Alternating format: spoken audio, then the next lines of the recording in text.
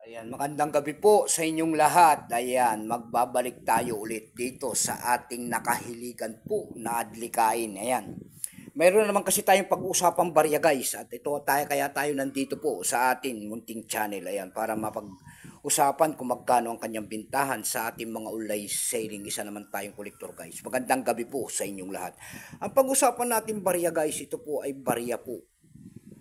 Ayan, barya po. Ayan. 5 pence po naman ng United Kingdom ulit. Ayan. Yan ang ating pag-usapang 5 pence po ng United Kingdom. Tignan natin to kung magkano lang kanyang bintahan. Pero pasamantala, magpapasalamat muna tayo syempre po sa ating mga dakilang manunood dito sa aking YouTube channel. Ayan, Samuel Soriano TV29. Lalo-lalo na po yung mga nakapag-subscribe sa akin dito sa aking munting channel. Ayan, magandang gabi po sa inyong lahat and God bless. Ayan, maraming salamat din po sa mga manunood ko dyan sa aking FB page. Lalo-lalo na rin po yung mga nakapalo sa akin dyan. Magandang gabi po sa inyong lahat and God bless din. Yun naman po yung sanang hindi nakapag-subscribe dito sa aking YouTube channel. Anyayaan ko lang sana kahit malaking tulong na po ubagay ang inyong magagawa.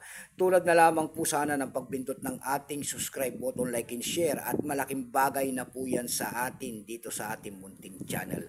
Ayan, magandang gabi po. Ayan po ang ating pag-uusapang barya. Tignan natin ngayon kung magkano na ang kanyang bintahan sa ating mga online selling. Pero bago yan, ayan, nagsimula ang years nito guys, mula year 1968 hanggang 1981. Ayan. Period po, issue po niyan kung saan ano yung bansa na yan, United Kingdom yan.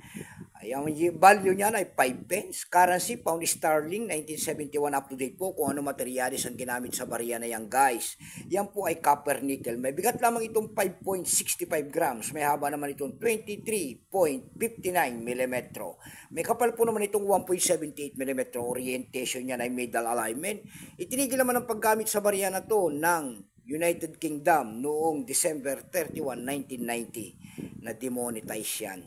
Number N-873, reference number KM-311.